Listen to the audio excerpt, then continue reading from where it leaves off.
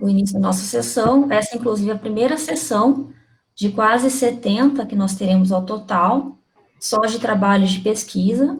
Então, essa é a 14ª edição do nosso evento, de uma universidade com 15 anos de existência.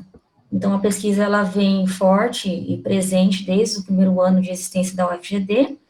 E a primeira edição online, né, por motivo de força maior, a gente teve que inovar esse ano, fazer essa edição online, mas acredito que isso não vai comprometer a troca de experiências e de conhecimento entre alunos e o professor Edivaldo. Tá? Então, como já está definida a ordem de apresentação, a gente vai iniciar a apresentação com a aluna Amanda Aquino.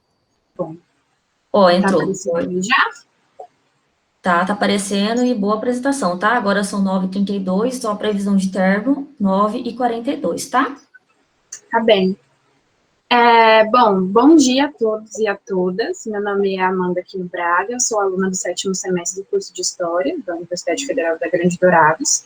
A minha pesquisa foi orientada pela Adriana Aparecida Pinto, e o título dela é As Mulheres na Imprensa Mato-Grossense, um estudo das notas publicadas em jornais regionais no século XIX, nos anos de 1880 e 1890. Bom, a minha pesquisa, ela é a conclusão do programa Programa Institucional de Bolsas Científicas do PIBIC. O meu trabalho, ele tem interesses na temática de mulheres e história, que, a partir das análises feitas na documentação de natureza de impressos circulados no Mato Grosso, nos anos finais do século XIX, vale ressaltar o cenário vivenciado do país, em que a transição do modo de trabalho escravagista para o modo de trabalho assalariado, e não se aplica diretamente com o meu grupo analisado, né, que são esse grupo composto pelas mulheres brancas, as mulheres pretas e os homens pretos, que foram representações na imprensa regional nos anos finais do século XIX. Bom, os objetivos do meu trabalho é localizar, identificar, catalogar os impressos, analisar leituras, muita discussão teórica, organização, seleção das notícias que envolvam direto e indiretamente o meu grupo, né? E também houve a realização de tabela explicativa para poder exemplificar cada jornal, e essa tabela ela é composta pela edição do jornal, a data, o mês e o ano, e as notícias que eram relacionadas direto ou indiretamente com esse grupo, né, nas páginas dos jornais.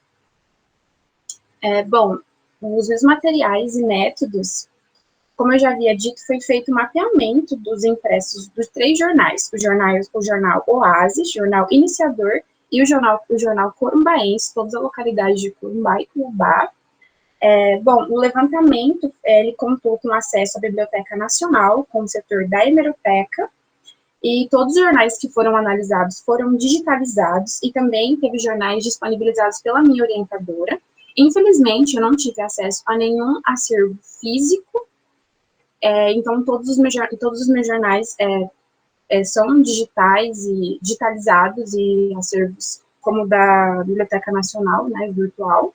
A minha abordagem teórica ela é sustentada pela nova história cultural, na perspectiva de história cultural, e os principais autores que foram utilizados para minha pesquisa foi a Sandra Pesavento, Peter Burke, Chartier, e também alguns livros da minha orientadora.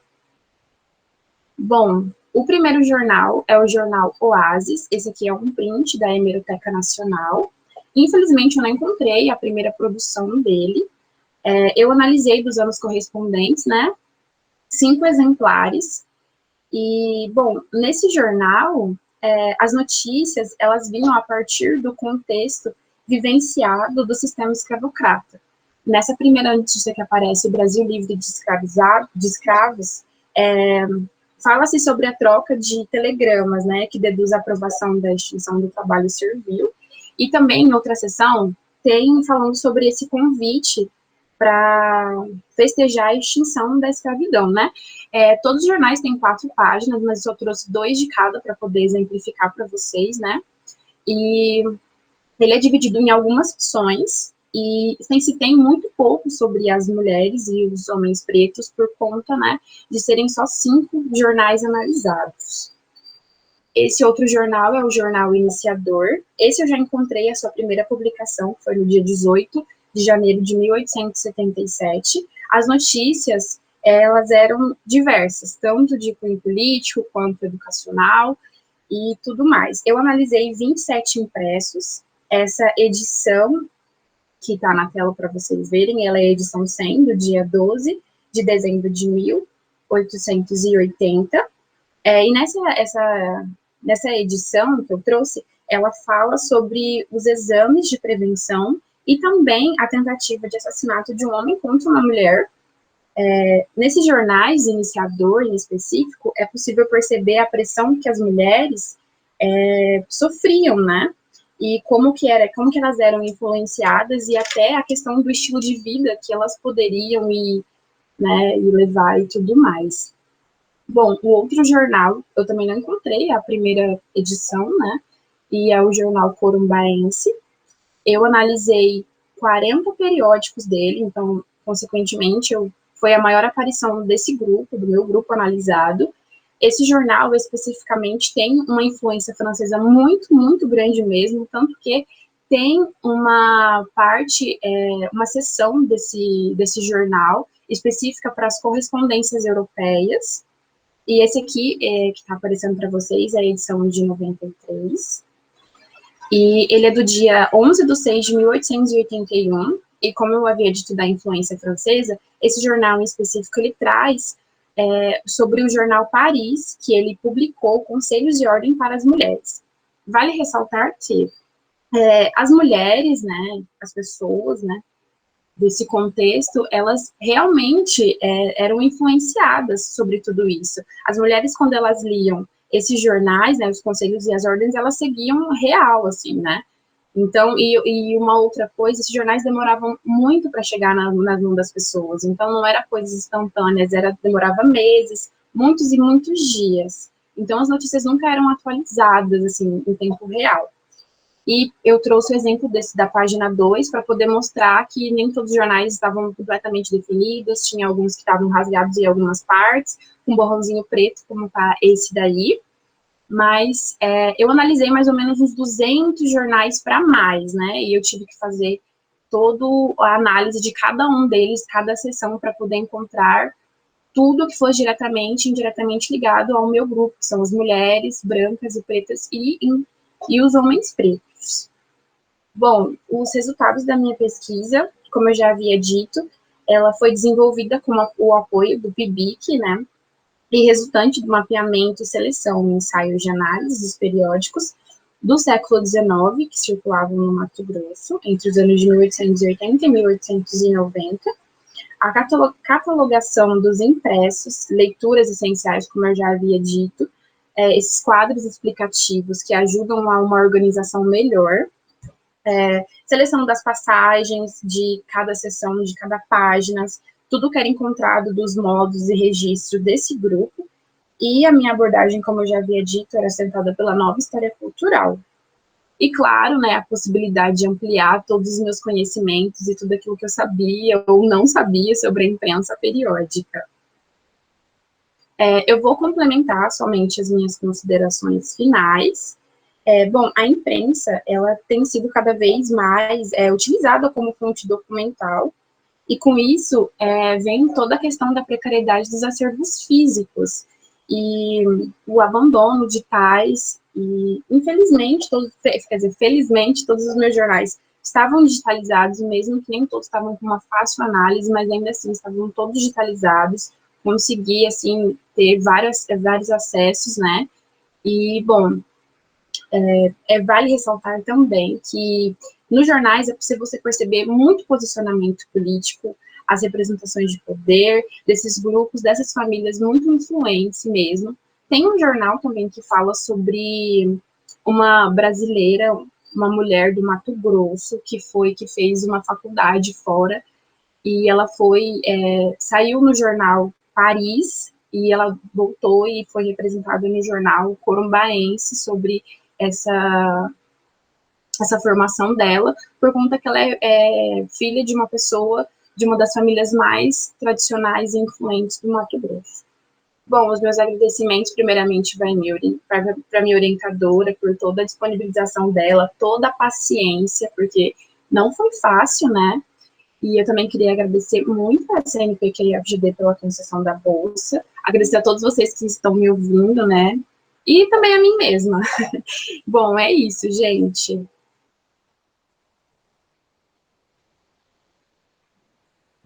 Tá ótimo, Amanda. Vocês me ouvem bem?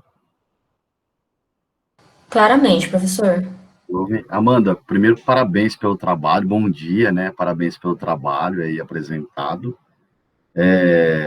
Gostaria, inicialmente, antes de tratar do seu trabalho, novamente, de parabenizar o FGD, né? O curso de História e também o programa de pós-graduação em História da UFGD. São referências, né, para pesquisa e produção do conhecimento na área de História, não só para o Centro-Oeste, para a região Centro-Oeste do país, mas para o país inteiro, né? É uma instituição muito importante e que produz pesquisa de enorme impacto social no país, né? Parabenizar o trabalho realizado, sobretudo pelos professores que acompanham há mais tempo o trabalho, né? Professor Eudes, professor Fernando Perdi, professor Fabiano, professora Nauque, professor Losandro e professora Adriana, que são pessoas que eu tive o prazer de conhecer, né, no período que eu morei no Mato Grosso do Sul. Então, parabenizar o trabalho por eles realizado, é um trabalho de referência nacionalmente, tanto das pesquisas iniciais, quanto essa que você está realizando, quanto das pesquisas em fases mais avançadas, nos mestrados e doutorados, quanto também da própria produção docente, que é extremamente qualificada e relevante. E agradecer novamente o convite, a possibilidade de aprender com vocês nessa manhã de hoje, tá?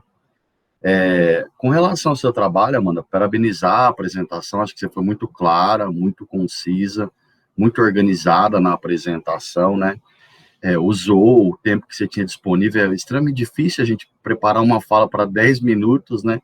E usar esse tempo, às vezes a gente acaba falando muito mais, ou às vezes a gente acaba falando muito menos por conta do nervosismo, enfim, da ansiedade, que são fatores que a gente precisa controlar também, né? É sempre muito difícil controlar isso, né? Dizer que o teu trabalho é extremamente, o tema dele é extremamente relevante para pesquisa, né, na área de história e para quem trabalha com quem toma a imprensa como fonte, né? Ainda são, infelizmente, Amanda, ainda são poucos os trabalhos que estudam as mulheres na imprensa e as mulheres pela imprensa, né? Tanto as mulheres que produzem jornais, que trabalham na composição dos jornais, quanto o modo como os jornais constroem representações acerca das mulheres, né? Infelizmente, ainda, se a gente está caminhando alguns anos aí, algum tempo, com relação ao trabalho em história com a imprensa escrita como fonte, como objeto de estudo, infelizmente, ainda são poucos os estudos que tratam das mulheres. Isso faz a tua proposta ainda mais relevante,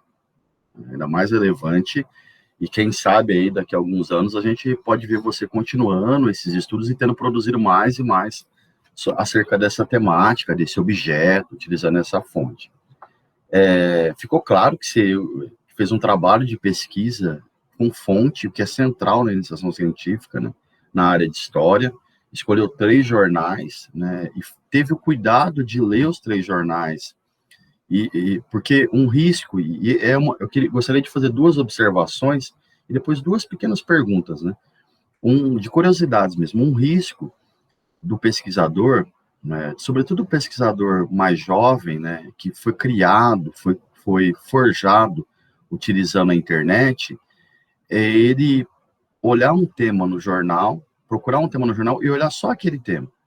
É uma tentação enorme que a gente cai, né, sem entender como a produção se estrutura, como aquela produção se estrutura, os aspectos gráficos. Você até fala, né, olha, é uma pena a gente não ter acesso ao acervo físico, né, mas tem casos piores, né? Porque tem casos de pessoas que não estão pensando no acesso físico e não usam o digital, olham apenas aspectos do que interessa, recortam o tema e olham aspectos do que interessa. Então, parabenizar por essa postura, continue assim, especialmente, uma fonte objeto de pesquisa que eu tenho me dedicado, e eu tenho visto muitas pessoas pesquisarem apenas o tema que lhes interessa, sem entender o produto inteiro, né? O jornal, de modo geral, como foi produzido e por quem foi produzido, tá? Eu sei que é uma pesquisa muito em fase inicial, e ela tem todos os méritos. Inclusive, uma outra observação, você percebeu num deles, né, no jornal Oasis, se não me falha a memória, uma influência francesa. Isso é muito relevante, né, perceber essa influência francesa. Por quê? Porque não tem a ver só com os aspectos políticos e culturais do país, tem a ver com o modo de fazer jornalismo que ressalta esses aspectos políticos e culturais, né? Até a década de 30, as décadas de 30, 40 e 50 do século passado, a imprensa escrita brasileira, em sua grande maioria, se inspirava no modelo francês de fazer jornalismo, né? Era uma referência, e aí a bibliografia é muito importante para dizer isso também. Bom, então teu trabalho é relevante socialmente, objeto recortado, você tem clareza e expõe facilmente o trabalho, é uma narrativa bastante fluida. E aí eu queria só fazer duas perguntas, né? E uma outra observação final. A primeira é que você fala de mulheres, né? E homens, mulheres brancas e pretas e homens pretos. Mas o teu título, salvo engano, ele só trata de mulheres, né? O teu título só apresenta mulheres. Então, a primeira questão é essa, né? Como é que entrou essa ideia? Por que você começou a olhar homens pretos também? E por que isso entrou, né? Já que o título era outro. Eu posso responder a primeira pergunta e depois respondo a outra, porque eu sou um pouco esquecida e capaz de esquecer a primeira questão. Você fez a observação da influência francesa e foi no jornal Corumbaense, né? Bom, inicialmente eu realmente só queria pesquisar as mulheres pretas, mas infelizmente não tinha como, porque é muito difícil encontrar nas sessões, no decorrer das páginas. E aí teve a inclusão das mulheres brancas, e ainda assim era muito pequeno, né? Encontrar, era muito pouquinho, sabe? E aí a gente fez a inclusão também dos homens pretos, e aí a gente conseguiu incluir esse grupo, né? Composto por essas pessoas. Eu queria incluir muito mais, mas é muita coisa, então a gente fechou nisso, nesse grupo, nessas três pessoas, seriam as mulheres brancas, as mulheres pretas e os homens pretos, e foi inclusão, né, porque inicialmente eu particularmente só queria trabalhar com as mulheres pretas, né, mas diante do cenário e não se encontra, que nem desses jornais dos analisados, né, dentre o meu recorte, eu encontrei somente um anúncio sobre aluguel, venda, e um só, e eu fiquei um pouco surpresa, porque eu achei que eu ia encontrar muito mais, eu encontrei muito mais a questão, como o senhor falou, da influência, né, da Europa, então eu encontrei muita ordem, como que a mulher deveria se portar diante do marido, como que ela deveria se vestir, teve até algumas observações sobre isso, né? Umas são ordens, né? São influências, e as mulheres realmente levaram isso muito, muito a sério. Então, a inclusão dos homens pretos foi para isso, sabe? Para poder ter mais material e poder incluí-los também, né? Então, inicialmente eu queria trabalhar com as mulheres, mas teve a inclusão dos homens pretos também. Tá ótimo, obrigado. Então, e aí a outra questão está ligada a essa, né? Porque o silêncio também diz muito, né? A invisibilidade também diz muito com relação à estrutura da sociedade. E aí a questão é muito uma curiosidade minha, né? Por que o período, né? Porque talvez em outro período você achasse mais dados. Então, por que esse período de pesquisa? A segunda questão, tá? Bom, eu também, assim, quando eu pensei em trabalhar muito com a identificação, né? Eu e a minha orientadora. Ela trabalha muito com o século XIX, então foi uma sugestão dela, inicial do trabalho, quando a gente sentou para conversar do que seria a nossa pesquisa, né? Seriam sobre impressos, do século XIX, e aí ela deixou a gente muito livre para poder escolher. Então, eu escolhi esse grupo, que seriam só as mulheres, a gente fez a inclusão dos homens, né? Mas foi porque a minha orientadora... Eu gosto muito de trabalhar o século XIX, né? Eu gosto desse material como Infelizmente, não peguei nenhum jornal na mão, eu acho que seria muito mais interessante, é claro, né? Claro, foi muito incrível trabalhar com o digital, descobrir a hemeroteca, o setor da Hemeroteca Nacional, poder dar zoom e descobrir cada coisinha, porque para mim foi muito novo, eu nunca trabalhei com a imprensa na vida. E o século XIX é um século que está, pelo menos nos anos finais que eu analisei, está na transição. Então, acredito que foi muito, muito, muito importante nesse momento para os jornais, tudo era representado ali, né? A questão do posicionamento político, o poder. Eu queria muito saber, assim, entender como que era essa representação dessas mulheres nesse período em específico. Por mim, eu teria trabalhado o século XIX inteiro, mas na prática, quando a gente foi estudar mesmo, só com esse recorte era muita coisa para ler, era muita coisa para discutir, e não deu para incluir, por mim, inicialmente eu queria incluir tudo, mas não deu, né? Então a gente fez esse recorte, porque também minha orientadora trabalha muito no século XIX, né? Para poder facilitar, também tem um acervo pessoal, para poder facilitar, né? Ainda mais que a gente entrou na pandemia e tudo mais. Tá ótimo, Amanda. Muito obrigado pelos esclarecimentos. Novamente, parabéns pelo trabalho realizado e pela orientação também da professora Adriana, tá? Parabéns pelo trabalho. Obrigado. Muito obrigada pelas suas colocações, são muito significativas. Muito, muito obrigada mesmo. Parabéns, Amanda. Ariane, é isso, né? Tá no jeito aí? Sim. Então, Olá. tá a palavra, viu? Boa apresentação. Olá, bom dia a todos. Bom, o título do nosso trabalho é Notas sobre os arraiais de mineração do distrito de Mato Grosso, o Arraial de São Francisco Xavier, 1730 a 1780. Bom, o trabalho foi projetado pela professora doutora Nauk Maria de Jesus, foi minha orientadora. Introdução. Na introdução, eu vou trabalhar sobre a localização do arraial, para ficar mais fácil de a gente entender o restante do projeto. O arraial, ele faz parte do termo de Vila Bela, no Vale do Guaporé. O Arraial de São Francisco Xavier, no caso é o que a gente está trabalhando, né? Foi um dos arraiais implantados pelos portugueses no século XVIII. Aqui está o Vale do Guaporé, não sei se vocês conseguem localizar. Outros arraiais, como São Francisco, né, que a gente está trabalhando, de Ouro Fino, Santana e Pilar. Aqui está a Vila Bela. Objetivos. Os nossos objetivos foram levantar informações sobre os arraiais do distrito do Mato Grosso, com ênfase no de São Francisco Xavier, entre os anos de 1730 e 1780. Nós utilizamos essa delimitação porque em 1730 foi quando iniciou o processo de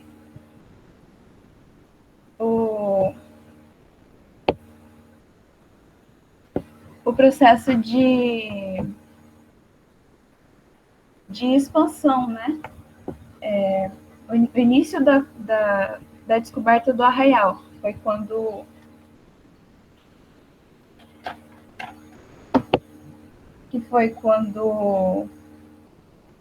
Fernando Paes e seu irmão Arthur Paes partiram de Cuiabá à procura de indígenas e encontraram o ouro na região do Guaporé e fundaram os arraiais. Já em 1780, a gente delimitou esse prazo porque foi o período em que a capitania de Mato Grosso já estava constituída. A definição do significado de arraial, do período, a apresentação de dados sobre o Arraial de São Francisco Xavier. Materiais e métodos. Metodologia nós realizamos em 4 passos. Primeiro foi o levantamento das informações sobre o arraial, na base de dados da Biblioteca Nacional do Rio de Janeiro, leitura e fichamento dos textos, transcrição da documentação levantada, análise do mapa do arraial. Nos resultados, o termo arraial. Os dicionários do período, a gente utilizou 2 dicionários. O primeiro, do padre Rafael Blutot, de 1720.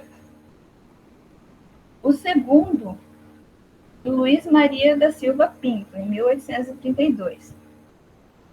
Os dicionários desse período, esses dois, definem arraial como alojamento do exército ou também, sem equívoco, o termo campo.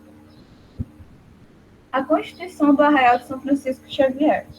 Como eu comentei na delimitação do período, a Constituição do Arraial, o início, se deu quando Fernando Paes e seu irmão Arthur Paes partiram de Cuiabá em 1730 à procura de gentis perecis e adentraram o Vale do Guaporé. Lá, eles descobriram ouro em 1734.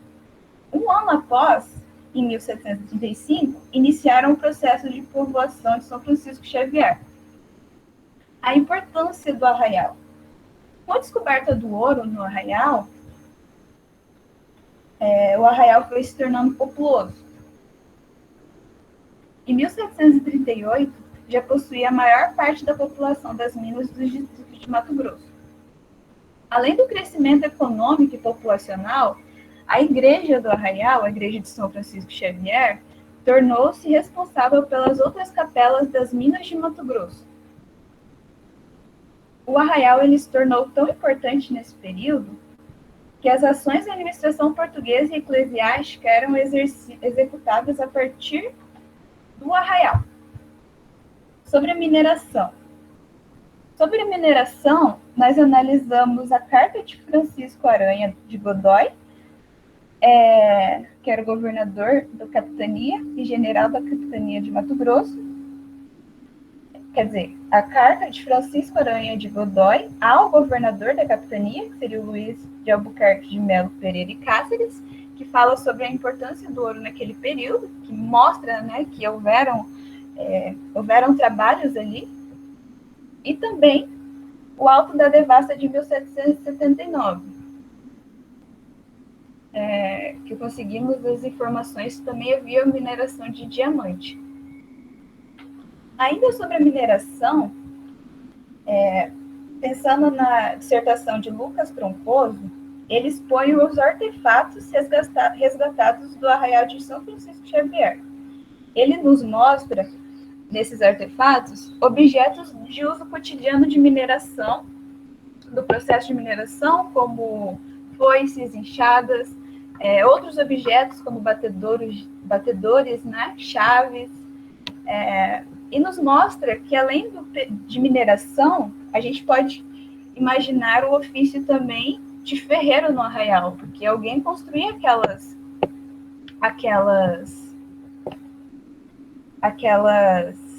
aqueles objetos para mineração, né? Considerações finais. Bom, podemos concluir também que a história dos arraiais é pouco deslumbrada na historiografia sobre a capitania do Mato Grosso. Uma vez que a gente vê muito foco nas vilas, né? Nas vilas capitais, mas não tanto nos arraiais. Falando sobre vilas capitais, eu acabei esquecendo de falar ainda sobre o termo arraial. Eu não sei se eu comentei, mas eles eram lugares que eram dependentes de uma câmara, os arraiais, né? No caso, o Arraial de São Francisco Xavier, ele é dependente da Câmara de Vila Bela. Normalmente essa câmara é sediada na vila, no caso, Vila Bela, né? E o Arraial de São Francisco Xavier, ele era tão relevante que ele chegou a ser um forte concorrente para ser capital da capitania de Mato Grosso, né? Porque com a expansão e descoberta do ouro, a importância da capitania foi revelada, e o Arraial de São Francisco Xavier foi tão importante que os habitantes acreditavam que seriam escolhidos para ser a capital da capitania de Mato Grosso, o que infelizmente não aconteceu, né? Os agradecimentos à Universidade Federal da Grande Dourados, UFGD, pela concessão da bolsa de iniciação científica.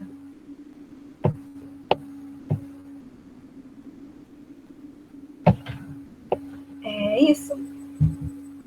Desculpa o nervosismo, é que eu não levo muito jeito com isso. Mas é isso. Obrigada.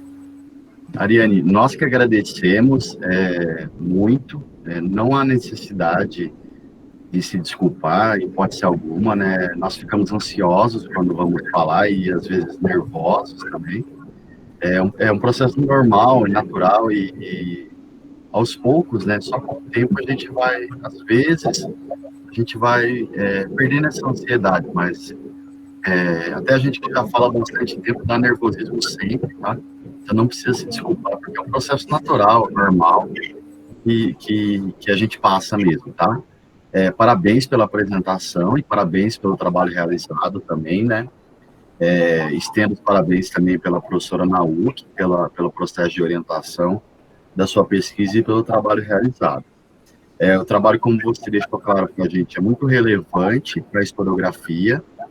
Acho que esse é um ponto alto do projeto de iniciação científica, que deve ser destacado, porque, às vezes, na iniciação científica, a gente não consegue ainda perceber a relevância para a historiografia do nosso trabalho. Você mostrou, olha, existem muitos estudos, nós aprendemos com você aqui hoje, né, que existem muitos estudos sobre vila, mas poucos estudos sobre o arraial que você especificamente propõe o trabalho, né?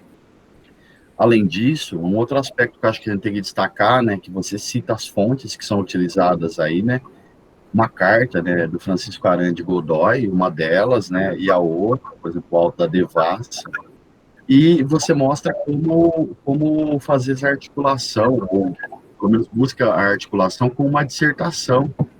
Então você fala, olha, então se você olhar a dissertação do Lucas, aí você consegue perceber alguns dados, para além dos dados que estão na fonte. Este também eu gostaria de destacar, porque é um processo importante para a pesquisa, né? O aluno, ele tentar aproximar, tentar comparar, tentar cotejar a fonte com os trabalhos historiográficos, né? Então, acho muito, muito relevante o que você fez também, tá? Dito isso, se for possível, eu gostaria que você falasse um pouquinho mais do trabalho que você fez com a carta de Francisco Aranha, né? Porque boa parte das pessoas que estão aqui, uma parte das pessoas que estão aqui, né, talvez não conheça esse tipo de documento, esse documento em específico, ou melhor, o tipo de documento, né? A gente cresce, muitos aqui cresceram, mandando mensagens muito curtas, né? Se acostumando com mensagens muito curtas, né? Então, como que é esse documento que você analisou, né? Para a gente poder conhecer um pouco. Se você quiser responder já, depois eu tenho uma outra observação, tá? Fique à vontade. Prefere depois? Agora eu não estou ouvindo que teu microfone você desligou o microfone porque estava aberto, agora a gente não está ouvindo. Imagina, não precisa se desculpar, tá? Então, o documento, na verdade, ele é uma foto que a minha orientadora, a professora Nauc, tirou no arquivo. Uhum. E ele expõe mais sobre a localização que eles iriam fazer as escavações. Eu não lembro muito bem o tamanho exato, né? Mas, assim, eles falam que, primeiramente, eles encontraram uma pepita de ouro, né? E eles analisaram e descobriram que era um ouro muito bom. E é sobre isso. Basicamente, são duas laudas, né? O documento. Uhum. Infelizmente, ele foi uma leitura bem tranquila. E foi isso. Eu queria, se você permite, eu queria perguntar também dessa questão da leitura, né? Porque a gente está com documentos do século XVIII, né? E você é uma menina, parece bastante nova, né? Talvez uma menina do século XXI, né? Como é que é ler documentos do século XVIII do ponto de vista da organização do texto, né? Como é que você lidou com isso? Se pudesse compartilhar essa experiência com a gente, eu agradeceria, tá? Claro. Então, a linguagem é muito diferente, né? Além da escrita, sorte que a minha orientadora, eu agradeço enormemente a ela, me ajudou muito a compreender. Nós tivemos leituras sobre os documentos, sobre como que realizava a transcrição, né? Nós transcrevemos esses documentos. É um pouco complicado, mas, assim, a gente vai entendendo, algumas partes são borradas, outras partes a gente não consegue realmente entender, são ilegíveis, né? A gente realizou a transcrição desses documentos, e, assim, algumas partes a gente não consegue entender, mas a gente vai tentando decifrar, relendo. A professora disponibilizou alguns dicionários que a gente... alguns exemplos de letras, né, que a gente conseguia relacionar. Foi complicado, mas é uma experiência muito prazerosa também, quando a gente consegue desvendar o que estava escrito naquele período. Foi muito legal. Tá ótimo. Muito obrigado, Ariane. Parabéns pelo trabalho. Acho que também destaca um aspecto muito, muito fundamental na iniciação científica, que é essa da aprendizagem, né? É um período de formação, como outros, né? Como o nosso período aqui, o nosso momento aqui, os momentos que nós passamos no espaço universidade, né? Ele é para isso, destaca o modo como a iniciação científica contribui para a formação, né? É isso, buscar os recursos, buscar o processo de orientação realizado pela professora Nauk, muito importante nesse caso, para você conhecer o novo mundo, né? E conhecer esse mundo da pesquisa para quem lida com o século XVIII. Parabéns pelo trabalho novamente, muito obrigado, tá? Obrigada, professor. Parabéns, Ariane. Vamos em frente. A professora Nauk está informando que, infelizmente, vai dar uma saidinha. Mas obrigada pela presença, professora. Daniele, tá no jeito? Sim. Vamos. Isso, pode começar, tá? Agora são 10h10 em ponto, então você tem até as 10h20, ok? Ok. Boa apresentação. Obrigada. Bom dia a todos e a todas. Meu nome é Daniele, eu estou quase formada em Ciências Sociais, né, no último período, fazendo essa iniciação com o Laboratório de Arqueologia, com a orientação do professor Rodrigo, a respeito do processamento e da pré-análise do material lítico proveniente do sítio arqueológico Rio Iviema 1, em Porto Kaiowá, na Viraí.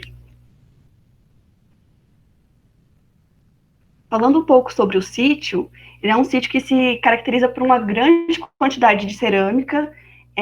Assim que a gente chegou no sítio, já foi perceptível, ainda da superfície, várias peças de cerâmica, né? Então é um grande grupo ceramista, e entre os conhecidos dessa tradição aqui pela região, é o maior e com mais quantidade de cerâmica que a gente tem conhecimento, né? Esse é o sítio. Se vocês perceberem, ainda no primeiro nível, tem bastante pedaços de cerâmica. Aqui seria um contexto de fogueira, né? Seria uma grande cozinha, então tem bastante carvão também, mas é possível perceber bastante pedaços de cerâmica, né? Então é um grupo com bastante tecnologia e várias decorações de cerâmica também. Mas o objetivo da nossa pesquisa é mais voltada nos líticos, né? Então, os objetivos seriam processar esse material que veio do Rio Iviema 1, né? Estabelecer uma pré-análise do material lítico e a sua frequência relativa e ordenamento tipológico, e adquirir conhecimento em técnicas de análise de material arqueológico em laboratório.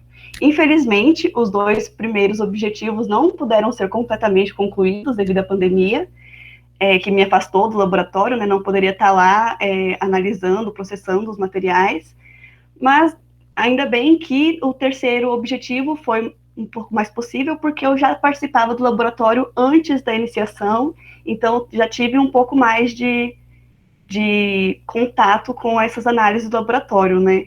Então, felizmente, não foi completamente atrapalhada pela pandemia.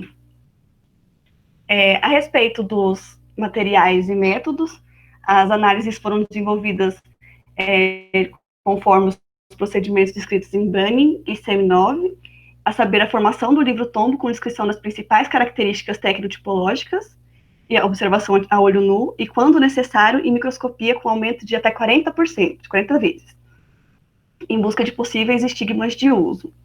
Esse processamento seria da seguinte maneira: a gente pega a peça, né, o artefato, e tira as dimensões dela com um paquímetro, largura, comprimento e espessura. A gente também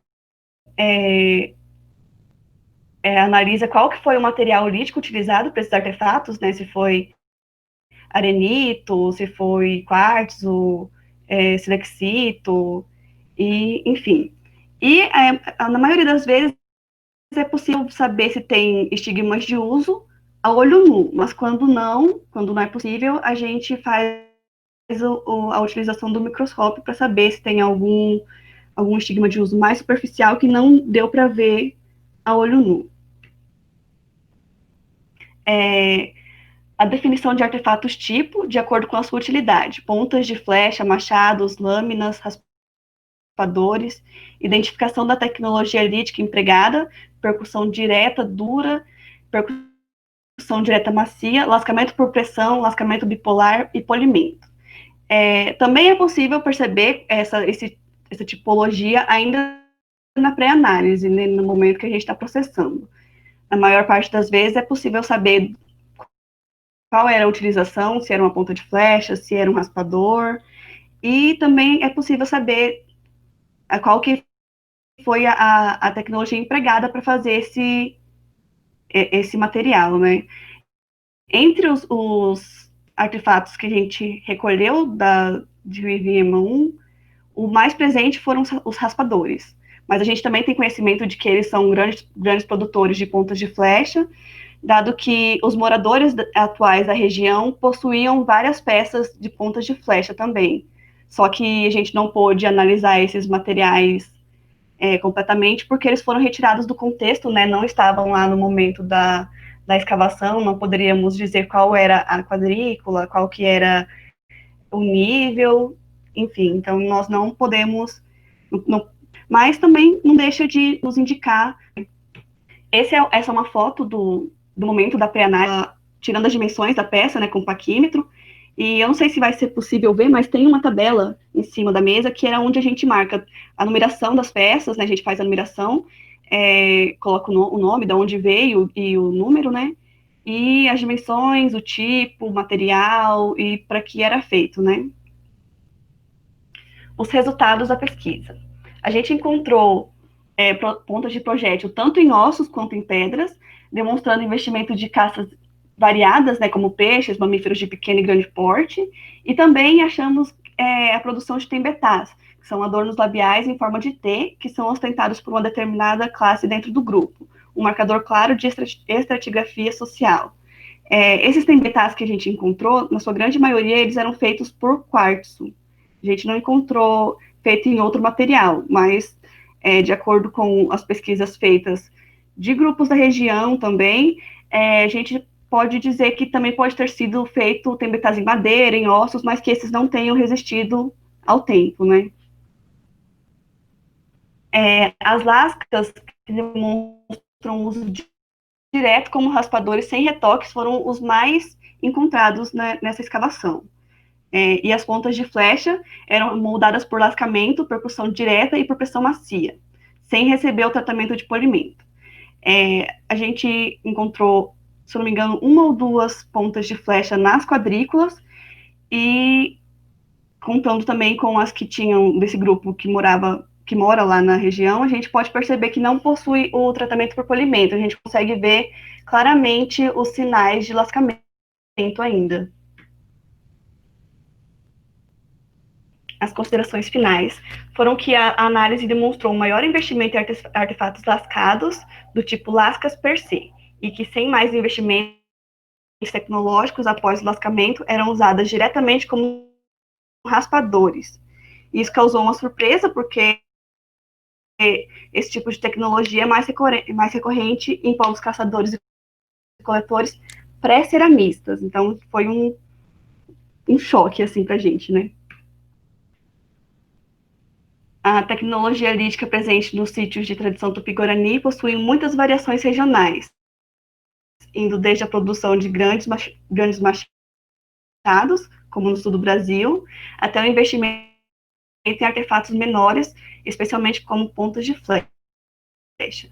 Nesse sítio em questão, a gente achou mais artefatos de porte pequeno, assim, não achamos machados grandes ou materiais ou instrumentos de grande porte. A maior parte eram raspadores, algumas pontas de flecha, tembetás, todos eles em uma escala menor comparados às outras tradições tupi-guarani. E ainda que essa pesquisa tenha sido gravemente afetada pela pandemia e que não tenha sido possível a finalização do processamento, o material analisado permitiu tecer interessantes considerações acerca da produção de artefatos líticos no Rio Riema I. Uma dessas grandes considerações que a gente teve é que foi possível chegar assim, a uma idade de aproximadamente 400 anos para esse sítio arqueológico, né, na publicação feita pelo professor Rodrigo, dá para identificar mais ou menos essa idade do sítio.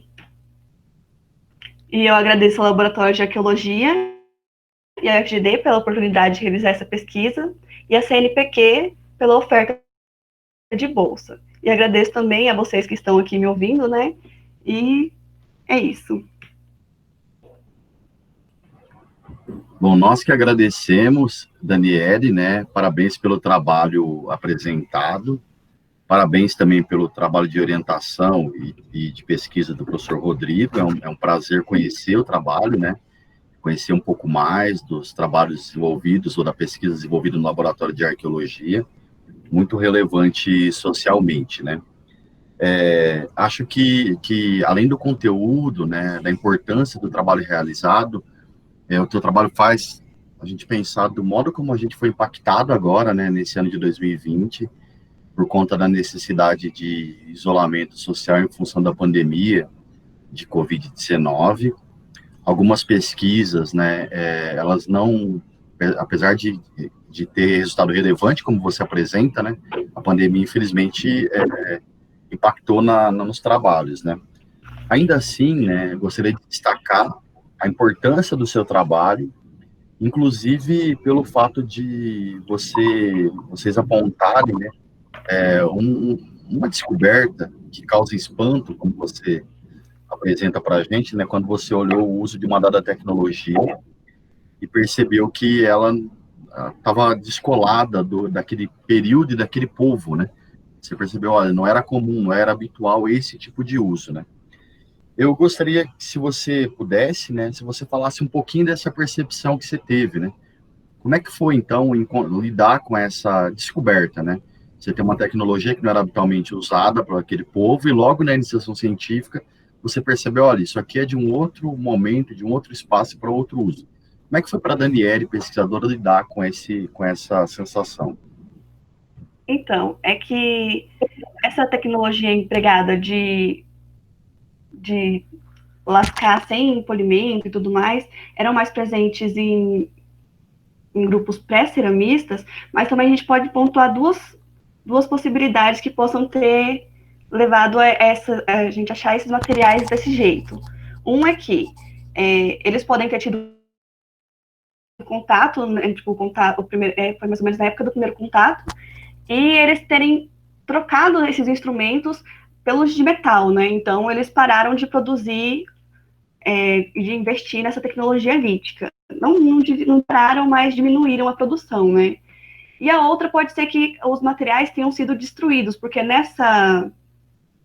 nesse sítio teve uma grande cascalheira que destruiu 90% dos materiais líticos desse sítio. Então, pode ser que a gente não tenha encontrado, né, esses materiais com uma tecnologia que a gente considera como mais presentes nessa época de pós-cerâmica, né, porque eles foram destruídos, e aí é outra hipótese também que a gente pode levantar. Mas eu achei chocante assim, porque se a gente pesquisar os outros grupos, a gente não encontra da mesma maneira, né? A gente encontra de uma maneira diferente. Então, a gente pode levantar essas duas hipóteses pelo motivo da gente não ter encontrado esses materiais com um outro tipo de tecnologia empregada, né? Sim, sim, professor Rodrigo, pode falar sim. Se quiser, eu tenho uma outra questão, mas se o senhor quiser, bom, no final, pode falar, fica à Não, vontade. então eu faço a consideração. Obrigado, professor. Tá ótimo, que é isso. Uma outra questão, Daniel, se você tocou num ponto que é um ponto que eu gostaria de falar, dado o impacto, a relevância social do seu trabalho também, e do trabalho com arqueologia, né?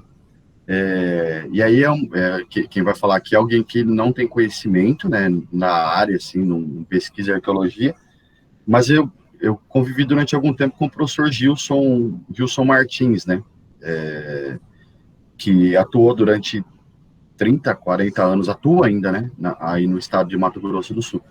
E o professor Gilson dizia o seguinte para a gente, né, ele falava assim que era gigantesco o impacto promovido pelas hidrelétricas, né, pelas usinas hidrelétricas, no processo de alagamento das regiões, para a destruição, né, dos sítios arqueológicos e dos vestígios, né. Ele dizia, então, que uma dada ânsia do Estado e do país, né, em modernização, sobretudo nas décadas de 60 e 70 do século passado, não levou em conta a preservação dos sítios arqueológicos e dos artefatos que ali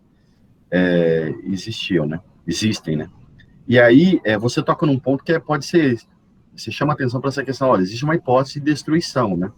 Então, eu queria que você falasse assim, para uma aluna de graduação, como é que é começar a descobrir um universo, que é o universo de pesquisa, né? E se você tem essa dimensão, né, que o professor Gilson anunciava também, de que uma parte considerável dos artefatos e dos sítios arqueológicos, né, sofreu a ação humana, que busca uma modernização, um progresso da região, com grandes obras, mas que não leva em conta os povos que aí residiam antes.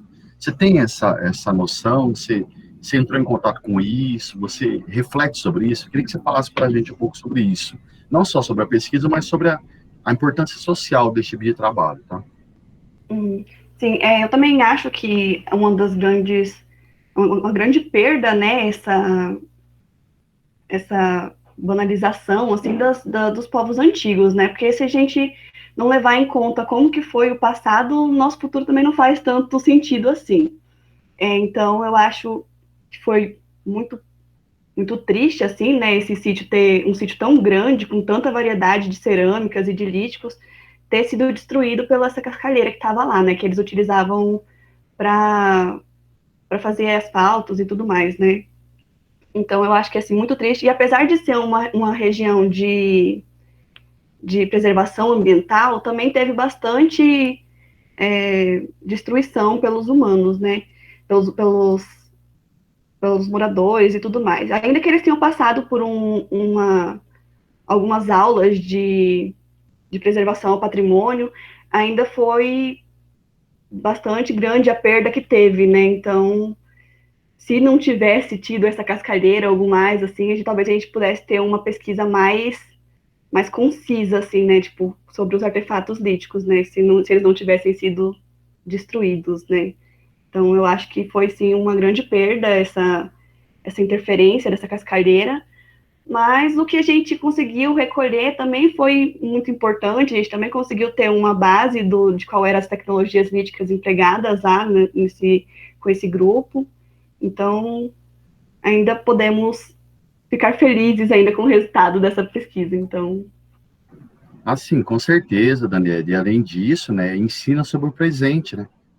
Então, se você teve dificuldade por conta dos vestígios, por conta da ação das pessoas no presente, ela ensina sobre o presente, ensina sobre o modo como a nossa sociedade se organiza e lida com a preservação, ou não, nesse caso, da sua memória. Isso é fundamental, parabéns pelo trabalho. Por fim, Daniela, eu queria, se você pudesse contar para a gente, né, para mim, particularmente, assim, eu fiquei bastante curioso com a questão da arqueologia, né, como é que você, das ciências sociais, né, alguém que estuda, né, em ciências sociais, como que você trilhou esse caminho para o laboratório de arqueologia? Se pudesse falar para a gente brevemente, eu agradeço também. Tá? Sim, para começar, eu fiz uma disciplina com o professor Rodrigo, na Introdução à Arqueologia, Eu já tinha participado de uma pesquisa que eu falei também sobre arqueologia, mas era coisa pequena, mas já demonstrei um interesse, né? Então, eu participei dessa disciplina com o professor Rodrigo, e assim que eu acabei a disciplina, eu já perguntei se eu podia entrar no laboratório também como voluntária. E aí, assim que abriu a oportunidade de uma pesquisa com bolsa, né, e tudo mais, eu já demonstrei interesse também, e eu participei da análise de uma outra escavação também, que é a de Alcinópolis, que foi antes dessa de Rio Ivinhema 1, né? Então, eu posso dizer que eu gosto bastante da arqueologia. Tá ótimo, muito obrigado, Daniela. Muito legal conhecer essa trajetória, teu empenho em atuar como voluntária a partir da disciplina do professor Rodrigo, e depois ir para o laboratório e desenvolver a pesquisa que nos apresentou aqui. Grato pela apresentação, novamente parabéns pelo trabalho, está realizado pelo professor Rodrigo. Obrigada. Professor, fique à vontade. Obrigado, professor Edivaldo. Parabéns, Daniela, apresentou muito bem, né? A Daniela, como eu falou, já tinha experiência com lítico, já ajudou a processar o material do Templo dos Pilares, e eu acho que também foi um dos quesitos que ajudou ela a perceber essa questão da diferença da tecnologia lítica, porque o Templo dos Pilares é caçador e coletor. E o que ela estava vendo ali, a exceção das pontas de flechas, era basicamente uma reprodução daquela tecnologia lítica que aparecia no Templo dos Pilares, né? Mas a consideração que eu vou fazer é muito rápida, porque eu não quero atrasar as apresentações, é que o sítio, a gente submeteu a amostra para datação radiocarbônica, e o sítio tem uma idade de 460 anos. Considerando o erro relativo, pode chegar até 400 anos, ou seja, um sítio do tempo colonial, né? E uma coisa importante desse sítio é que a variação na decoração cerâmica é imensa, algo que não é percebido em nenhum outro sítio Tupi-Guarani.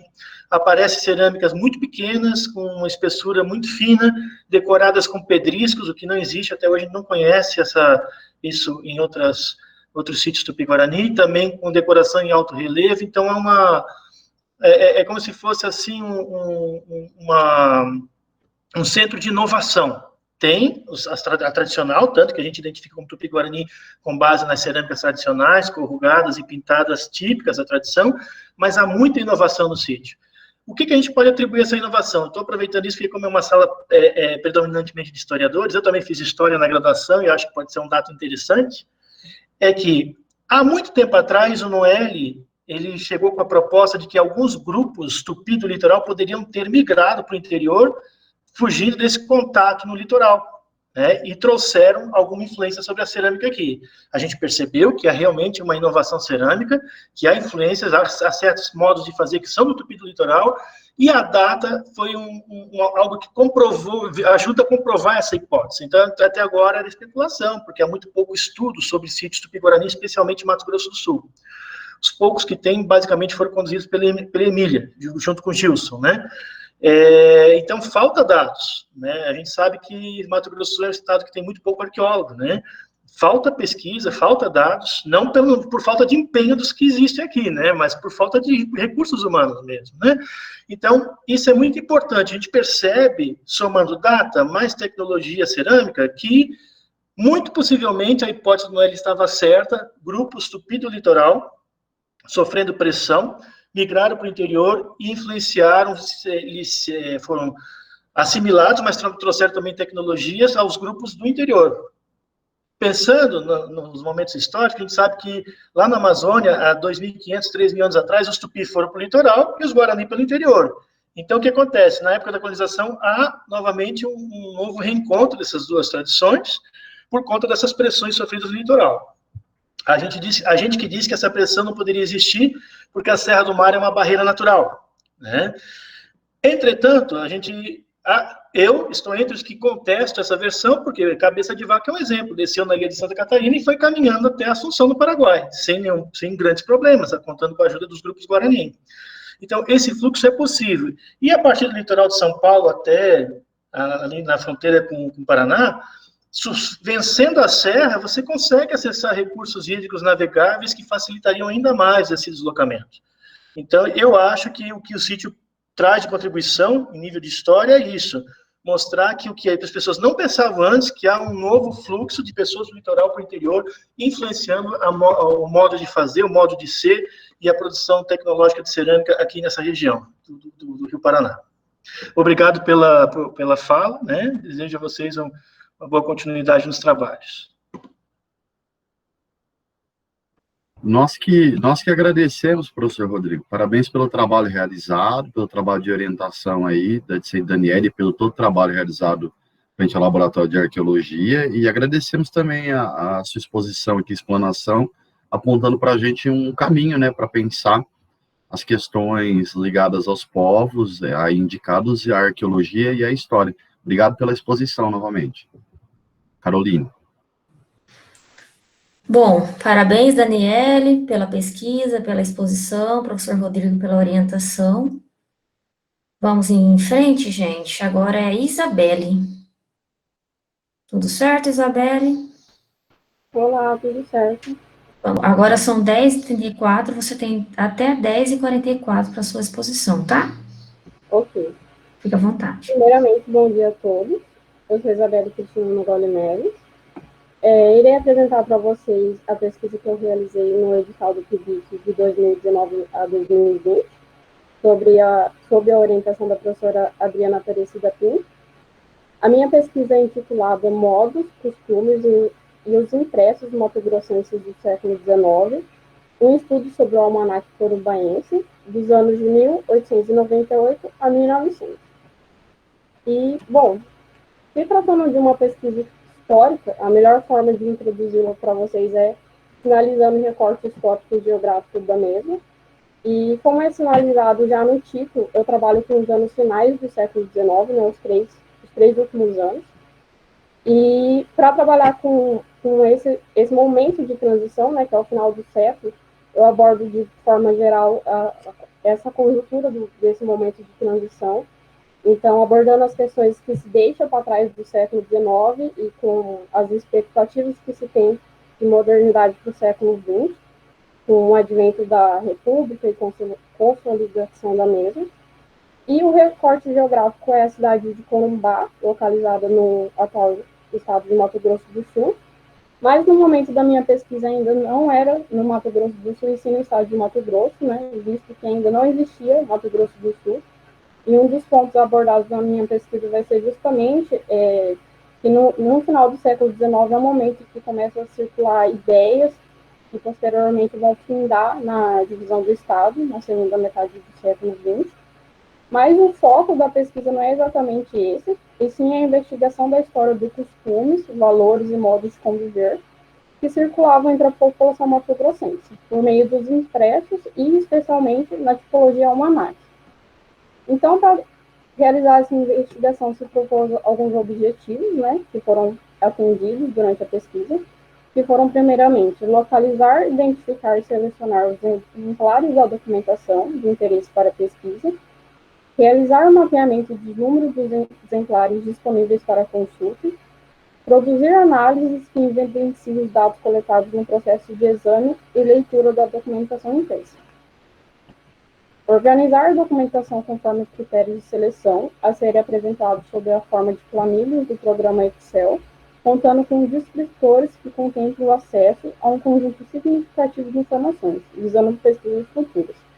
Então, a este ponto do objetivo, o que se propôs de modo geral foi a organização da documentação tida como uma fonte histórica, né, um impresso, almanaque, para, dado principalmente que esse impresso, o selecionado, né, foi o almanaque corumbaense, ele não foi encontrado em muitos trabalhos históricos, que encontrou mais, ele sendo utilizado mais em trabalhos linguísticos, na análise da sua linguagem.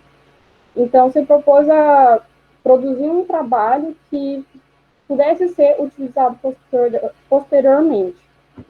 E, após esse primeiro passo da pesquisa, né, esse recenseamento da estrutura da publicação, visando a apresentação de aspectos ligados à sua materialidade e conteúdo, se produziu análise que evidenciou os dados coletados no processo de exame e leitura da documentação impressa.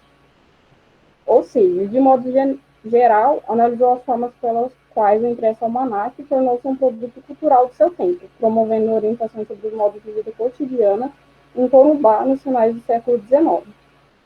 Para realizar, então, essa pesquisa, o encaminhamento metodológico foi a abordagem bibliográfico-documental, pautada nas leituras de natureza teórico-metodológica, assentadas principalmente na história cultural, e em estudos que analisam o impresso almanaque como fonte histórica. Então, o material usado, que foi o documento tido como uma fonte histórica, foi o Almanaque Corumbaense, na sua edição de 1898.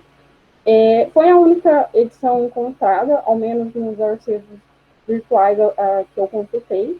Eu não tive a possibilidade de visitar acervos físicos, né?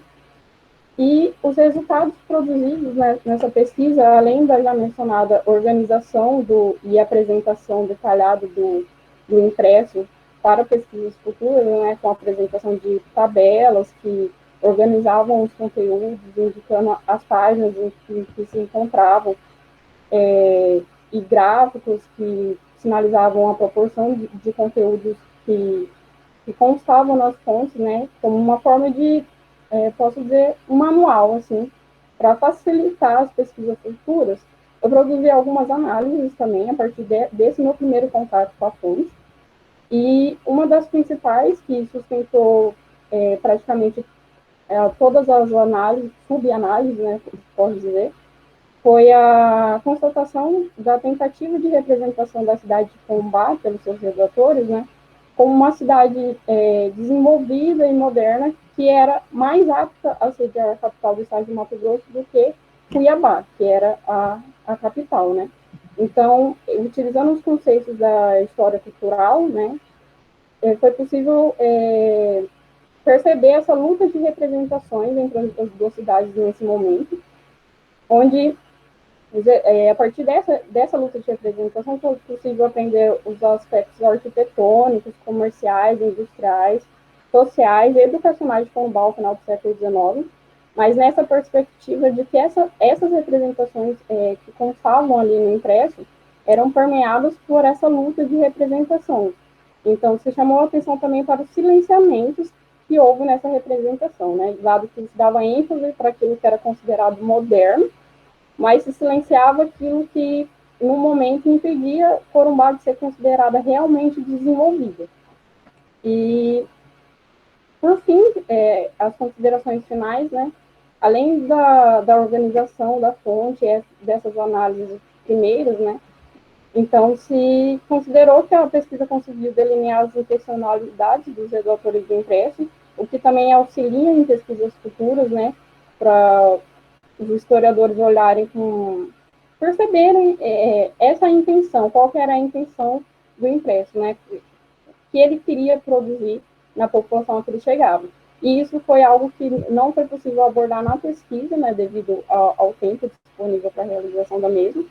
Então, por fim, também se destacou justamente isso, que ainda há várias outras possibilidades de abordagem do impresso, né, dado que se tem uma abundância de conteúdos do mesmo, já que são mais de 100 páginas, né, do almanaque, apesar de ser só uma edição. E, bom, é isso, e por fim agradeço ao FGD e o CNPq, né, pelos incentivos fornecidos para a realização da pesquisa, sem os quais a mesma não seria possível.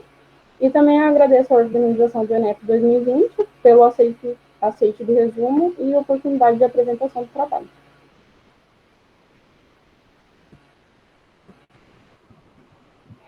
Tá ótimo. Nós que agradecemos, Isabelle, pela apresentação do trabalho, né, pela realização da pesquisa e pela apresentação do trabalho, né. Parabenizamos o trabalho realizado, assim como a orientação também, novamente, né, pela professora Adriana, né, do trabalho. Né.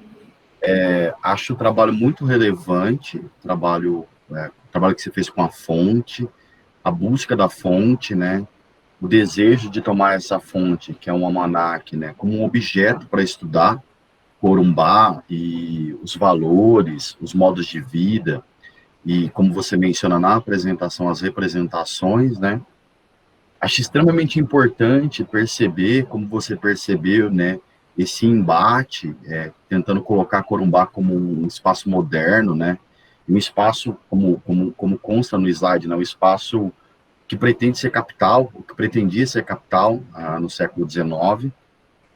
Isso é extremamente importante porque tem a ver com a organização econômica também, tem a ver com o anseio político frente a essa organização econômica e a importância que Corumbá tem para a região, tem para o estado todo, né? Hoje ainda tem, mas sobretudo no período que você estuda, né? É extremamente relevante nesse período. E no início do século XX também, né? Então, parabéns pelo trabalho realizado, trabalho de muita qualidade, tá realizado. E aí, se fosse possível, Isabelle, eu gostaria que você compartilhasse um pouco com a gente, né, que tá acompanhando aí essa sessão, o teu contato com o almanac, né? Porque uma vez que você estuda o almanac, né, se você puder falar um pouco mais sobre as características desse material, né, para quem não conhece o material, né, você diz para a gente, olha, um material de aproximadamente 100 páginas, né? Então, como é que era esse material, né? Você falou dos temas para a gente, né? Então, ele apresenta o modo de vida, economia, organização. Fora isso, né, o que tem no material? Tem charges, né? Tem ilustrações, né?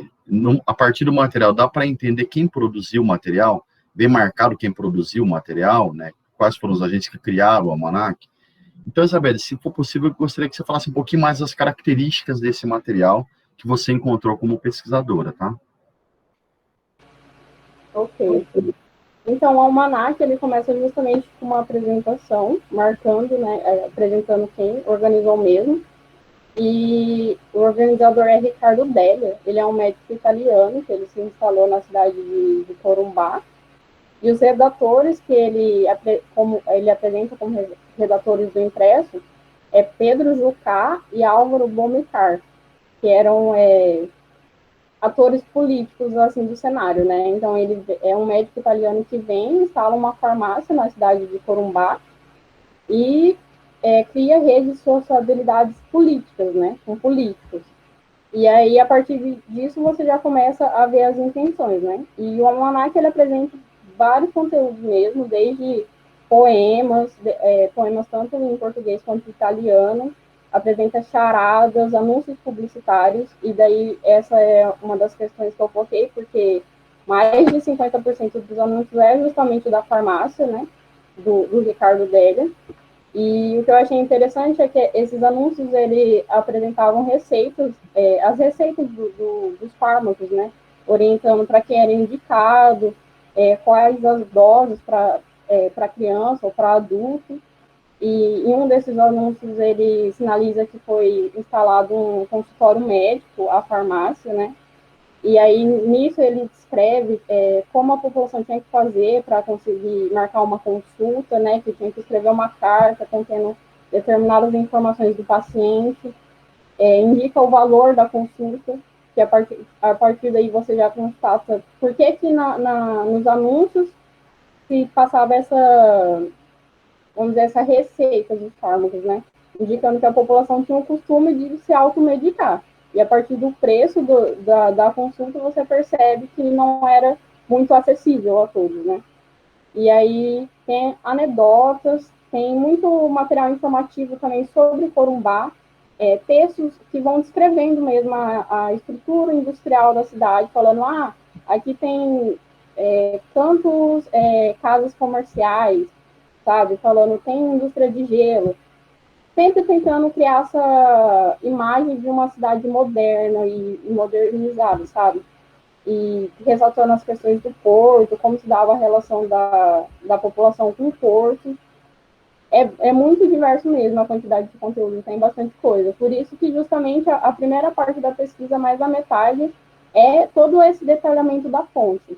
Eu fiz uma tabela com as categorias de conteúdo, e daí lá eu vou indicando em qual página que se encontra, justamente para esse trabalho futuro de consultar e ter mais fácil acesso. Aí tem até fragmentos de livros, tem um fragmento de um livro que é Teoria do Socialismo, assim, que está lá assinado pelo Álvaro Bomecar, né, mas provavelmente ele traduziu de algum livro que ele tinha e publicou no livro. Aí são mais de 2 páginas desse fragmento. Tem bastante conteúdo mesmo, bem diverso. Tá ótimo, muito obrigado, né? Então, quando você fala da tabela que você foi realizando, aí estão os descritores. Então, um pouco desses conteúdos que você fala são os descritores que você utilizou, é isso? Isso, é que eu fui analisando a fonte, aí eu criei essa tabela, separando por conteúdo, né? Por exemplo, ter a categoria poemas, né? E aí eu realizei uma tabela indicando em todas as páginas que contém poemas. E aí no texto escrito, né, abaixo da tabela no artigo, eu fui sinalizando quem eram os escritores do poema, quantos poemas tinha em italiano, quantos em português. Aí a mesma coisa com os anúncios, né? Previ quais páginas continham anúncios, quais eram as casas que foram anunciadas, né? Nesses anúncios, o que vendia nessas casas comerciais, da onde vinham esses produtos, que era algo que era bem geralmente ressaltado, né, nos anúncios. Vem diretamente da França, vem diretamente do Rio de Janeiro, coisas do tipo. Ótimo. Tá ótimo, muito obrigado. Parabéns por esse cuidado, né, no seu trabalho. Parabéns a você, a professora Adriana, por esse cuidado metodológico aí, de organização metodológica do trabalho. Para finalizar apenas, né, você mencionou no slide, na fala, né, a representação, né, então, em dado momento você menciona representações, né. Eu gostaria de saber se você chegou a avançar na leitura sobre representações, ou se ainda é uma noção que você está começando a fazer leituras para desenvolver, para continuar o desenvolvimento desse trabalho, desse ótimo trabalho que você tem realizado até agora. Então, eu iniciei as leituras agora mesmo, para a realização da pesquisa, né? E aí eu comecei com os livros que a orientadora indicou, né? Da Sandra Jataí Pesavento, do Roger Chartier e do Peter Burke. Então, eu trabalhei com esses 3 teóricos. E foi o meu primeiro contato, né? E aí, então, estou começando, né, no caminho, entendendo melhor. É um conceito complicado, né? Foi, assim, bem difícil de entender mesmo e aplicar na prática, né? Mas é isso. Não, tá ótimo, parabenizar esse esforço também, porque iniciação científica é isso, né? Você teve um contato com as fontes, né, um cuidado metodológico, e aí está começando a aprofundar a tua formação do ponto de vista teórico conceitual, não é? Acho que este é o papel da iniciação científica, e por isso ela é tão importante na nossa formação. Mais uma vez, parabéns pelo trabalho apresentado, né, extremamente importante, extremamente relevante, tanto do ponto de vista social, quanto para a historiografia, né? Então, muito obrigado novamente, e parabéns a você e a professora Adriana, tá? Obrigada, eu quero agradecer. Tá ótimo. Caroline. Parabéns, Isabelle, professora Adriana. Agora, para a gente fechar com chave de ouro, Renan. Eu. Fica à vontade, Okay. tá? São 10h52, você tem até às 11h02, tá? Boa apresentação. Tudo bem.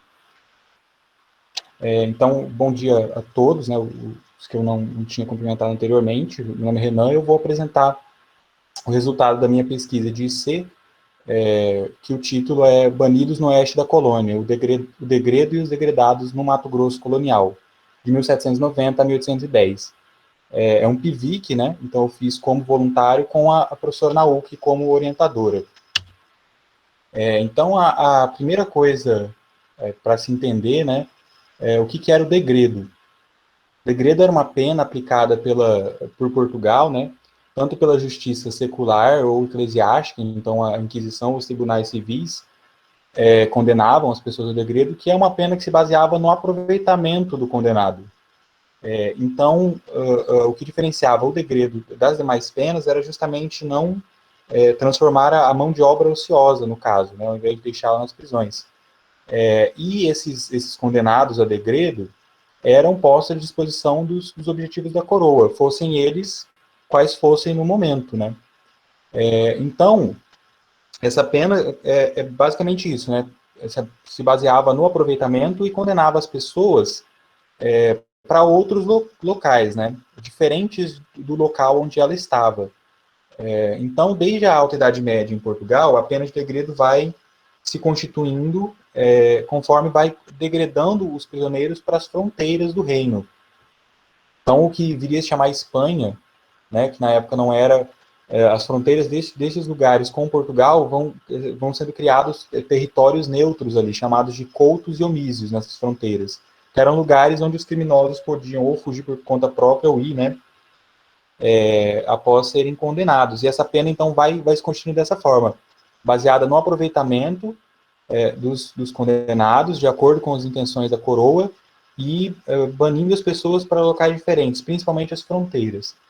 Com a consequente expansão, né, do território de Portugal, né, para o ultramar, no período moderno, há uma expansão também dos locais de condenação de degredo, o que faz com que eles variem ao longo do tempo. Então, se antes as fronteiras de Portugal eram as preferidas, essas fronteiras vão ser expandidas com a expansão portuguesa pelo mundo, né? E aí, então, o objetivo da pesquisa era analisar a prática de degredo e a presença de degredados na capitania de Mato Grosso no recorte temporal proposto, né, que eu vou explicar um pouco mais à frente. E aí, os objetivos específicos, né, compreender a prática do degredo a partir das ordenações filipinas, que era o conjunto de leis que estabelecia, né, crime e punição, sendo que o degredo é a pena que mais aparece, né, na legislação da época, então não havia muito isso de ficar preso, né, num lugar. Entender as diferenças entre o degredo para e no interior do Brasil, que vai haver um momento em que os próprios territórios na América Portuguesa passam a condenar seus próprios degredados, né? Entender os objetivos da prática do degredo para os limites da colônia, então por que degredar, por exemplo, para o Mato Grosso, uma região fronteiriça, né? E apresentar os motivos que levaram às condenações dos 3 degredados identificados para Mato Grosso, né? Que são os casos que eu vou abordar mais à frente. E aí, materiais e métodos. A pesquisa se desenvolveu com as fontes disponíveis pelo projeto Resgate, né, do site da Biblioteca Nacional do Rio de Janeiro, que é um projeto que digitalizou milhares de manuscritos, né, e estão todos lá disponíveis. E os documentos que a gente utilizou foram basicamente os do Arquivo Histórico Ultramarino, né. E aí, além das ordenações filipinas, o livro quinto, que eu coloquei ali também, para consultar, né, a legislação da época sobre os crimes. E aí, com manuscritos, o procedimento é mais nessas 3 etapas que eu coloquei ali. Leitura, transcrição e análise, ou seja, você encontra o manuscrito, aí tem aquela letra que às vezes nos favorece, né, parecida com a nossa, às vezes é uma coisa de outro mundo, às vezes o documento está corroído ou ilegível, etc., então, você tenta ler o que está ali, se aquilo tem alguma relevância para você. Transcrição, e aí seguindo as regras paleográficas, né, de transcrever, não exatamente fazer uma transcrição, porque não é o objetivo, né, de preservar o documento total de tudo, mas daquilo que interessa para a pesquisa, né, porque às vezes os documentos são imensos. E depois que se transcreve tudo, a análise do que está se dizendo ali. Então, os resultados, né? A capitania de Mato Grosso é apontada por 2 grandes referências sobre o degredo, né, o Timothy Coates, que é um pesquisador norte-americano, e o Geraldo Peroni, que é brasileiro, como a capitania é apresentada como um local que recebe muitos degredados no fim do século XVIII e início do XIX.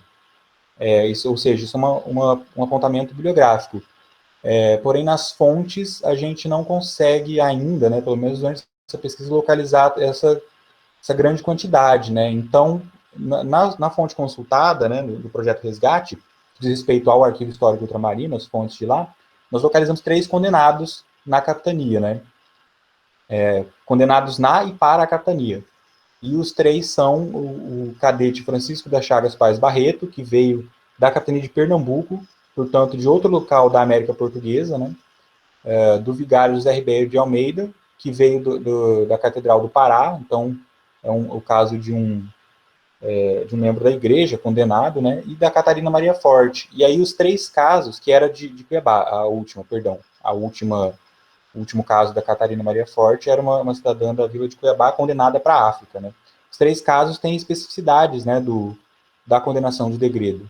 O Francisco das Chagas Paz Barreto era de uma família muito importante da capitania, e aí lendo a documentação referente a ele, a gente percebe que ele conseguiu, graças a essa posição importante, se utilizar de uma coisa presente nessas condenações, que era a diferenciação de qualidades entre as pessoas, né? Como ele era filho dessa família, né? Ele conseguiu postergar e deixar por muito tempo de ir cumprir o degredo dele, de forma que a gente encontra, anos depois da condenação, documentos que ele está em Lisboa falando que vai cumprir a sua pena assim que receber uma herança e etc. E no fim das contas a gente não sabe se de fato ele acabou indo para o Mato Grosso, né? Porque ele diz que está indo, mas não temos como saber no fim das contas. O caso do vigário, que mostra um acompanhamento de pena, muito comum nas penas de degredo, que era vir uma pena, 2 penas, né, ou 3. Então, ao mesmo tempo que você é degredado, você perde seus bens, né, no caso uma pena pecuniária, ou recebe uma multa, que é o caso dele, que perdeu todos os bens, mas essas penas acompanhantes também podiam ser humilhações ou até mesmo mutilações, né. E o caso da Catarina Maria Forte, que é uma mulher degredada do Brasil para a África, né, que tem uma especificidade de ter sido mandada para um lugar que não era comum se degradar mulheres, né? Havia um entendimento, não na legislação, mas meio que jurídico, de que as mulheres não poderiam ser condenadas para a África por se pensar primeiro as mulheres como mais frágeis, né? E por considerar a África um território muito hostil nesse momento, né? Então, e ela é condenada mesmo assim para lá, né? E depois pede a comutação, ou seja, uma característica também das penas de degredo, que é pedir para trocar ou o local ou o tempo de degredo, né? Então, esses foram os 3 casos que nós encontramos, né, nesse recorte proposto. Então, as considerações finais, né, a pesquisa buscou demonstrar a presença do sistema de degredo na capitania de Mato Grosso, porque não havia nada, né, a primeira vez que esse tema é abordado, de certa forma. No entanto, as fontes consultadas permitiram somente o levantamento inicial desses indivíduos, por isso só 3 indivíduos, né. Mas mesmo assim, como um pontapé inicial, já dá para perceber que a capitania de fato esteve inserida, né, no sistema de degredo, e daqui também condenou alguns indivíduos, né, então ela, ao mesmo tempo que recebeu, também mandou esses indivíduos para fora. E aí somente pesquisas futuras, né, consultando outros acervos, vão permitir a gente, de fato, saber qual era a proporção da capitania de Mato Grosso nesse sistema. Isso pensando aquele apontamento bibliográfico que eu citei anteriormente, das referências, né, que citam a capitania como um local que recebe muitos degredados, ou um dos locais que mais recebe nesse recorte temporal. Então, somente uma pesquisa mais aprofundada pode nos mostrar isso, né? E aí, uma retificação aqui nos agradecimentos, que acabaram ficando em branco, mas agradecerei mesmo assim a minha orientadora, a professora Nauk, né, e ao programa PET, na figura do professor Losandro, né, tutor do programa PET, do qual eu sou bolsista. É isso, muito obrigado a todos que acompanharam.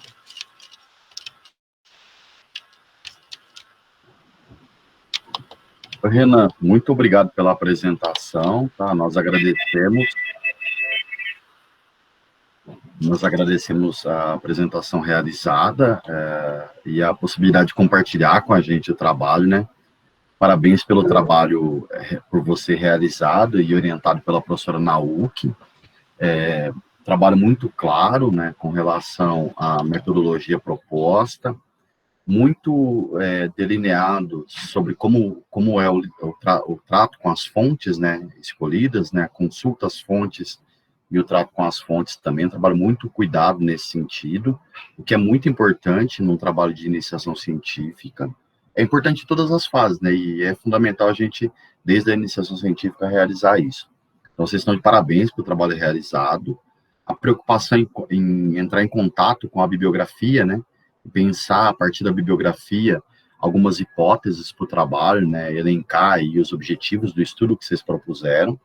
Acho que o trabalho está muito organizado nesse sentido e é muito relevante pela proposta que apresenta, porque percebe um tema, um aspecto da bibliografia e vai para as fontes para lidar com esse aspecto que diz respeito ao degredo na capitania de Mato Grosso, né? Então, muito, muito importante mesmo. Você falou que é possível, né, pensar algumas questões para o futuro, né, porque é uma pesquisa em fase inicial, e na apresentação inicial você indica para a gente, olha, uma das intenções era tentar pensar por que o degredo para Mato Grosso, né? E aí você diz para a gente, olha, a gente acabou encontrando 3 casos, tal, mas era um objetivo esse, né, de pensar por que o degredo para Mato Grosso. Você chegou a delinear alguma hipótese ou alguma ideia já que diz respeito ao degredo para o Mato Grosso, levando em conta, aí, como você aponta, questões de fronteira? Chegou a pensar um pouquinho nisso? Se você puder falar um pouco para a gente, tá, de como está essa formulação que você apresenta inicialmente.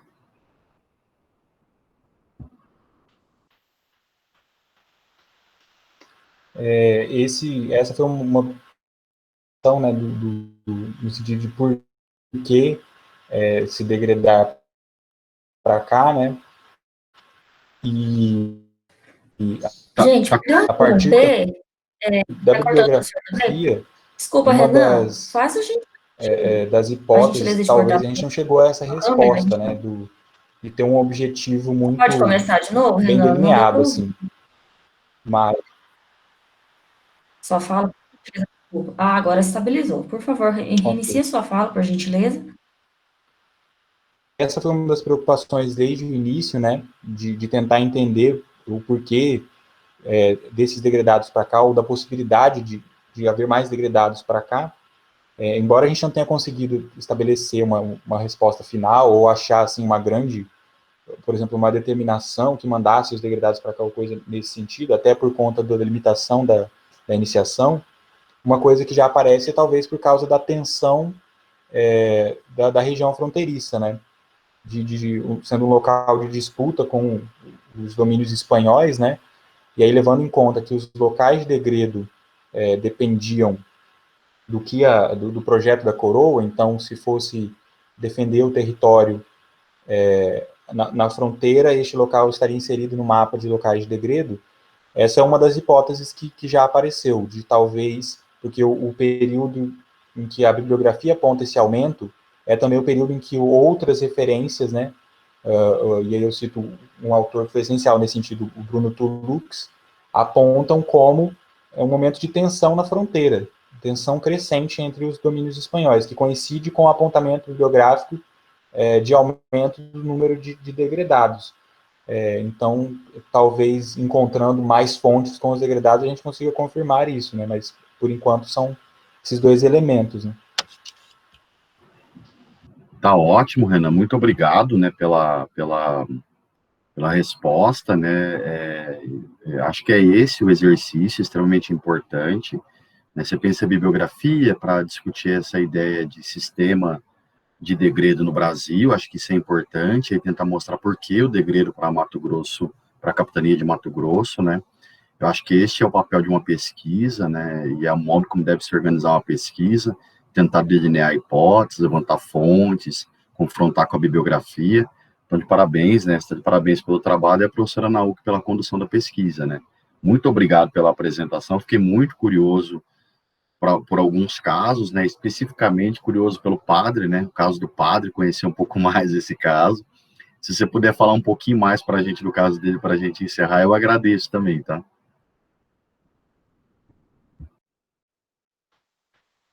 Uma das coisas que eu acho mais legais, assim, são justamente esses casos, né, que são, você vai lendo a documentação e vão aparecendo algumas coisas meio surreais, algumas coisas engraçadas, né, mas muito curiosas também.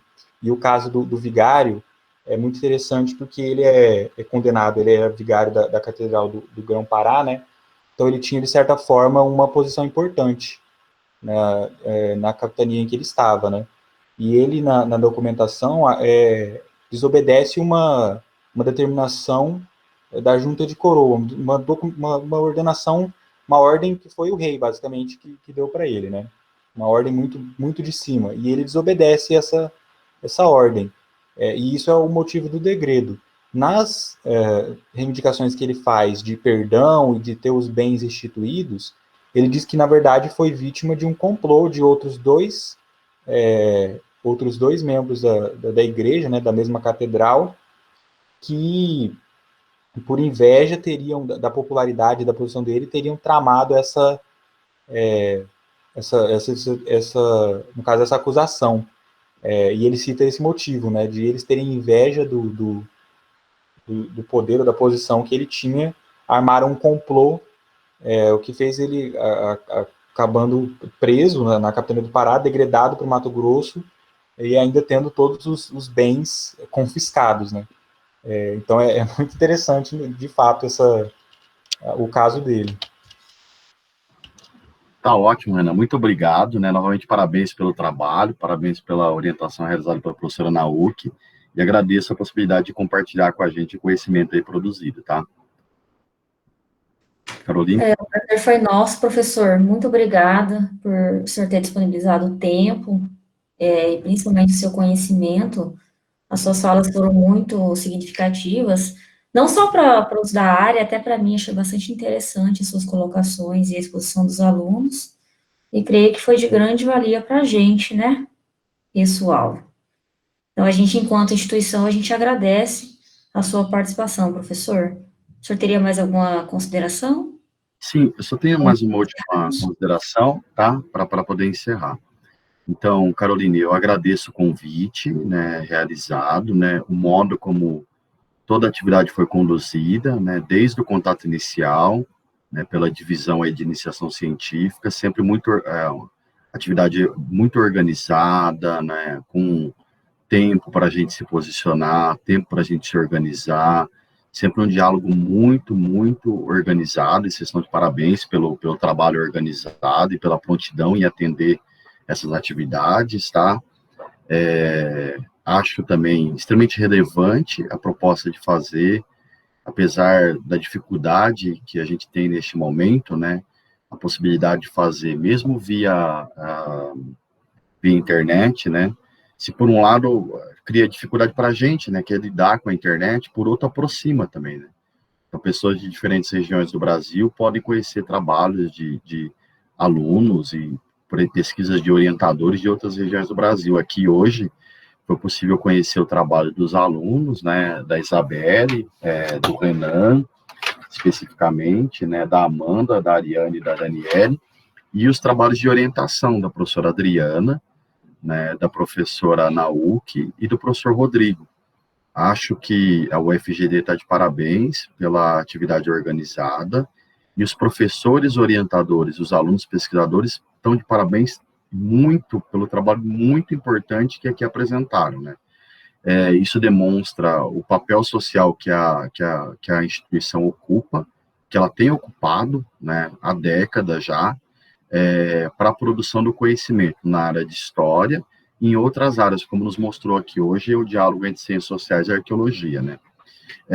Não é para o país, não é novidade isso, né? O trabalho desenvolvido, no caso, pelo Departamento de História e pelo Programa de Pós-Graduação em História, né? É um trabalho sólido, um trabalho consistente, relevante socialmente e que coloca a Universidade Federal da Grande Dourados, não é, há mais de décadas já como uma referência nacionalmente para a produção do conhecimento. E assim a gente espere que continue. Não é? Parabenizo o trabalho realizado pelos professores, parabenizo muito o trabalho realizado pelos alunos aqui neste 1 ano de iniciação científica, né, e os resultados que apresentaram são resultados consistentes. Os trabalhos têm metodologia muito organizada, né, apontam para dados que permitem dar continuidade às pesquisas em diferentes níveis, o que é para a gente muito importante, e cuidam de aspectos teórico-conceituais e entram em contato com fontes, né? É um trabalho extremamente relevante, é uma ação extremamente relevante na iniciação científica. Então, os alunos apresentaram de forma organizada, de forma clara, de forma concisa, ficou claro para quem estava assistindo, né? E nós podemos aprender aqui. Mais do que dizer qualquer coisa, né, sobre os trabalhos, o que eu fiz aqui hoje foi aprender com as 5 pesquisas apresentadas, né, e por isso eu tenho só a agradecer, né, aos alunos e aos orientadores e vocês que organizaram por essa oportunidade. Me coloco sempre à disposição para trabalhar, tá? Muito obrigado. Outra ressalva é que todos foram extremamente habilidosos com esse novo normal nosso, né? Todos tiveram muito traquejo em relação a projeções de tela e microfones e câmera, então isso também tem que ser relevado. adaptação, né? Nossa capacidade de se adaptar à nossa nova realidade. Bom, feito isso, eu vou encerrar a gravação agora, e estamos nos encaminhando.